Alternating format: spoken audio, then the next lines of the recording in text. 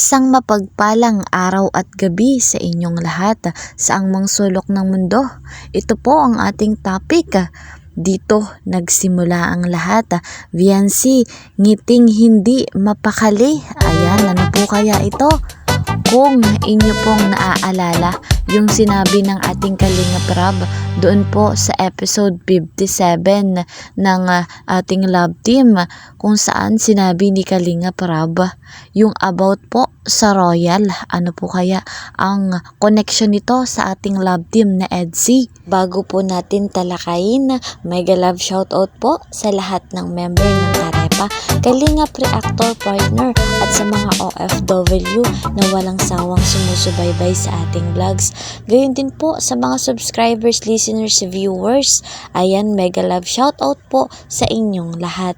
Kung bago naman po kayo sa aking munting channel, please po subscribe, like and share, at huwag niyo pong kakalimutan i-click niyo po yung notification bell para lagi po kayong updated sa aking mga videos. At guys, mga Kalingap, patuloy nating susuportahan si Kuya Val Santos Matubang at Kalingap Rab. Alam niyo naman kung bakit ko laging sinasabi sila, sapagkat napakabuti ng kanilang puso. At kung hindi niyo pa po naisusubscribe, subscribe niyo po.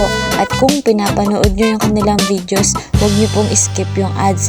Malaking tulong iyon at nakatulong na rin po kayo sapagkat marami silang binibigyan ng mga beneficiary. Ayan, sapagkat napakabuti nga po ng kanilang puso.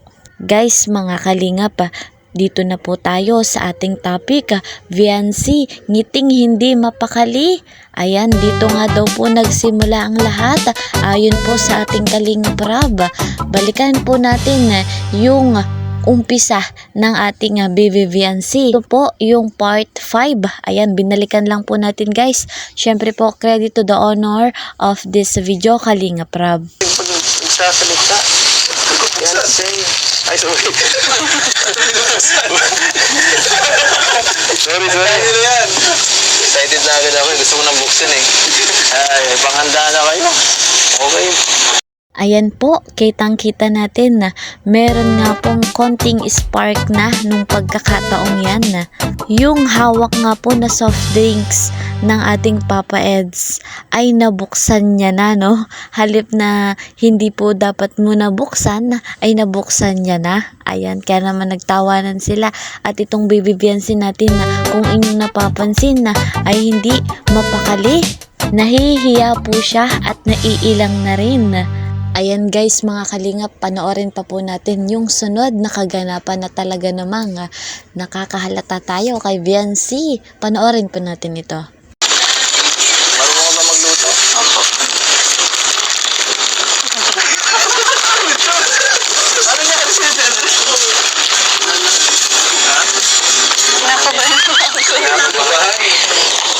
Yan po, tinanong nga ni Papa Eds kung marunong magluto si Viancy. Yung pagkakataon nga po niyan guys, ay dinalhan nila Kalingap Rab kasama itong ating Papa Eds, yung iba pang Kalingap, yung pamilya nila Viancy ng panghanda para sa Pasko. Gayon din po yung financial assistance. Alam naman natin ng ating Kalingap Rab na talagang patulungin yan at talagang binibigyan kahit nga po yung mga kapatid ni Viancy ay binigyan niya ng papasko. Nakakatuwa talaga ang ating Kalingap Rab.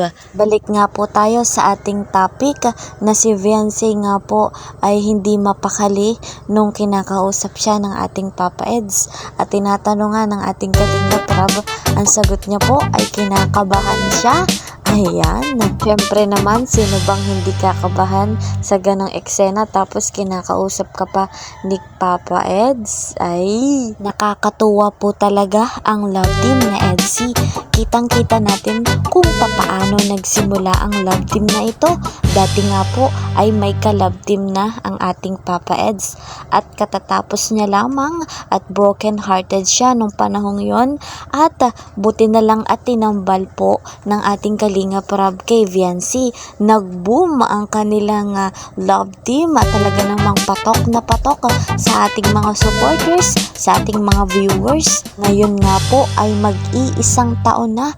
Talaga lang naman nakakatuwa. Pambihira ang bilis ng panahon. Kaya po guys, mga kalingap, abangan natin na yung first anniversary special ng Love Team na EDSI. Hanggang dito na lamang po ang ating update. See you po sa next vlog. Maraming salamat. Ingat po kayo palagi. Bye-bye!